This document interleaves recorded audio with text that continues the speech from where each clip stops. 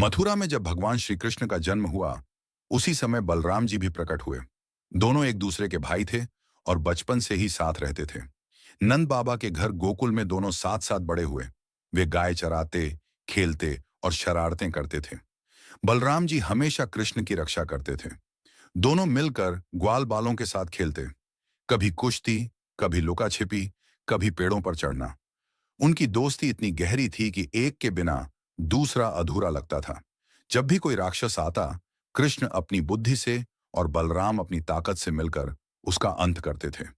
दोनों हमेशा एक दूसरे का साथ निभाते थे। सांदीपनी ऋषि के आश्रम में दोनों ने साथ साथ शिक्षा ली। वहां भी उनकी मित्रता और समझ सबको चकित कर देती थी। बलराम जी कृष्ण को भगवान मानते थे और कृष्ण बलराम को अपना सबसे प्रिय भाई और मित्र। उनकी दोस्ती प्रेम, त्याग और विश्वास का प्रतीक थी। सच्ची दोस्ती वही होती है जो हर सुख दुख में साथ दे। जैसे बलराम और कृष्ण की दोस्ती अमर है।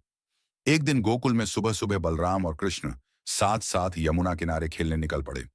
दोनों हंसते खेलते ग्वालों के साथ गायें चराने पर लगे। हम अचानक आखिर जंगल हमें से एक जंगल जोरदार में आवाज आई। क्या करनी सब ग्वाले डर होगी? गए।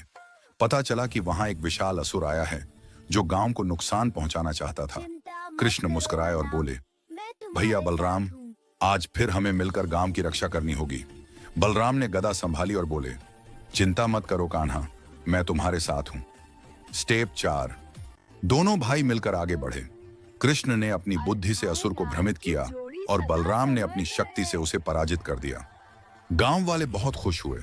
सबने मिलकर फूल बरसाए और कहा, बलराम कृष्ण की भैया, जोड़ी सदा हमारी अमर रहे। दोबारा से बात शाम होगी, को दोनों कल भाई मिलते यमुना हैं और किनारे बैठे। हमेशा रहेंगे। बलराम बोले, लहू तक कृष्ण, रहेगी। हमारी दोस्ती सिर्फ आज की नहीं, भैया, युगों जब तक तक रहेगी। घर रहेगा कृष्ण मुस्कुराकर हमारी बोले, दोस्ती भी भैया, अमर जब तक रहेगी। धर्म रहेगा, हमारी दोस्ती भी अमर रहेगी।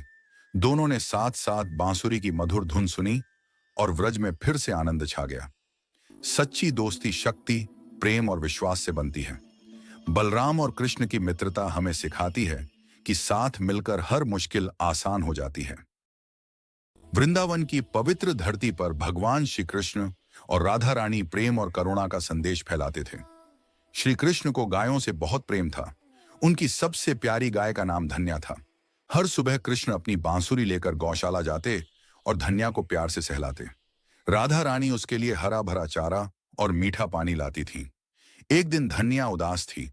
वह ठीक से चल नहीं पा रही थी। राधा रानी ने यह देखा और तुरंत कृष्ण को बुलाया। कृष्ण ने अपने कोमल हाथों से गाय के सिर पर हाथ रखा और प्रेम से बोले, डरो मत, मैं तुम्हारे साथ हूं। कृष्ण के स्पर्श से ही धन्या ठीक होने लगी। थोड़ी देर में गाय खुशी से उछलने लगी। पूरा वृंदावन खुश हो गया। राधा रानी ने मुस्कुराकर कहा, जहां प्रेम होता है वहां क्षम अपने आप हो जाते हैं। पति और प्यारे थे। उसी गांव में राधा रानी भी रहती थीं, जो बहुत सुंदर और दयालु थीं। एक दिन यमुना नदी के किनारे कृष्ण बांसुरी बजा रहे थे। बांसुरी की मधुर धुन सुनकर राधा रुक गईं। यहीं से दोनों के दिलों में प्रेम की शुरुआत हुई। जब भी कृष्ण बांसुरी बजाते, राधा सब कुछ भूल जाती। बांसुरी की हर धुन में कृष्ण का प्रेम छुपा होता था। एक सुंदर सुबह थी। हरा भरा जंगल, चिड़ियों की मीठी आवाज और ठंडी हवा चल रही थी। राधा और कृष्ण उस जंगल में खेलने आए थे।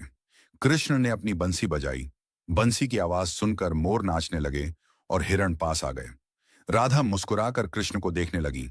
राधा बोली, कृष्ण, आओ छुपन छुपाई खेलते हैं।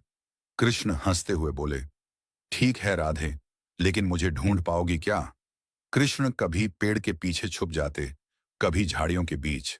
राधा हंसते हंसते उन्हें ढूंढ लेती। थोड़ी देर बाद दोनों गायों के पास गए।